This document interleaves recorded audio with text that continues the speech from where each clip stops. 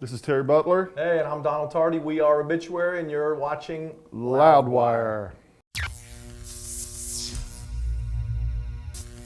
Everyone, it's Joe from Loudwire, and I'm sitting here with one of my favorite bands, Obituary. We've got Don Tardy, Terry Butler. Hello. Thank you guys so much for coming in and giving us some of your time today. No problem, man. Thanks for having us. We're here to talk about the new album, simply titled Obituary. And this thing is so much fun. And a lot of people don't always equate fun with death metal, kind of like these lighthearted moments. Yeah. One thing I noticed immediately, one of the first tracks you released was Sentence Day, and it's just got that ripping, classic sounding metal, kind of like bluesy rock and roll, screaming guitar solo. So what was it like crafting this album? Were you just kind of kicking back and just decided to let it loose? You know, we're so tight right now as friends and band members that songs are coming out naturally and easily for us, and it was just a blast to write this record. And I don't know, we're the first band to say it's not a bad thing to smile. And you see that on stage every night. You know, we let the music do the talking, but we're not afraid to have a good time, and I think it reflects on some of these songs on this album. Definitely. Absolutely. And even the animated video for 10,000 Ways to Die, like every 3 seconds I just found myself like laughing at just like some little part that was in there. Yeah. And that's another thing, like it seems like the mystique is gone. The jig is up with death metal. It's not the early 90s. It's not this weird, cryptic, obscure, who are these guys kind of thing. So do you feel that that transition now with the transparency of the internet and everything like that has kind of brought this on?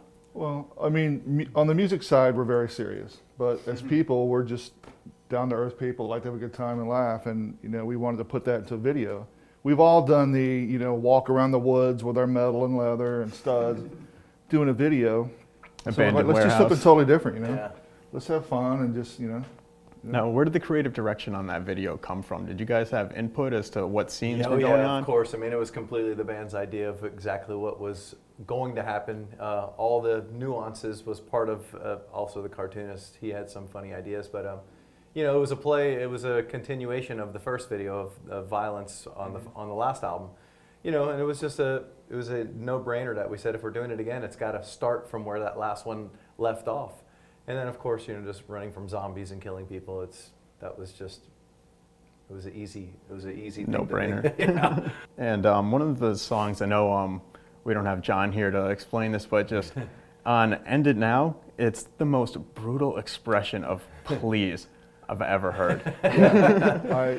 I personally, myself, I think it's some of the best vocals John's ever done. I mean, he sounds vicious on there and awesome, you know. So. Yeah. Now, what's it like working with him? Does he just make a bunch of noises behind the mic, and then some words will come from that? How's this whole thing? It's funny because when we write the songs, we're focused on writing songs, and John's always there, but he's usually sitting at the computer and at the desk with like a pad of paper, and he'll give us his idea of like this part is going to be cool, so just extend it maybe 2 more measures, and then I got something going on. But he's not in the studio with us rehearsing when we are and screaming out loud, and so it's weird when we approach the recording process. None of us, we'll have 10, 12 songs finished, and have to wait to see what John does when he hits record and starts singing. So it's almost like we're almost like fans because we have no idea what the song sounds like until he starts singing it. Usually it's jaw dropping, and you're like, holy shit, you know, what the, I thought it was going to go this direction, but this is heavy. And now, one thing with Obituary is, I mean, you guys are admittedly the cavemen of death metal, never even implementing a blast beat once. Do you ever just mess around in practice and just play a blast beat to see how it sounds? I'm not a blast beat dude. I have no business doing it. I'll leave it to the other 1,000 bands that know how to do it way better than me.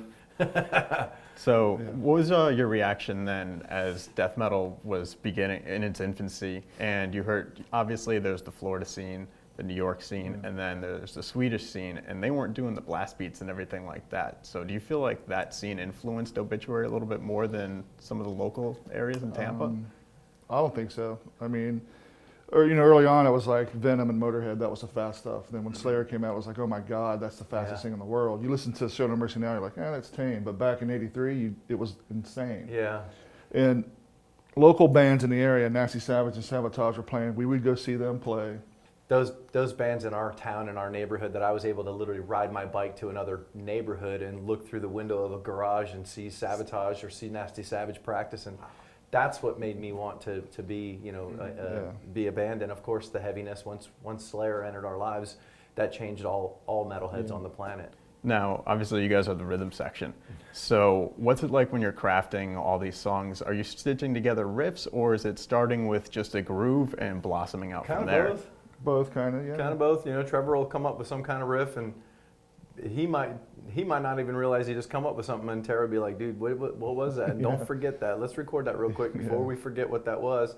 And it stems into a song. You know, most fans know we're not that band that bases songs around verse, chorus, verse, and it's not like John comes to us with a page full of lyric and said, write something around it. Instead, it's about that hook, that riff, that one thing that makes you nod.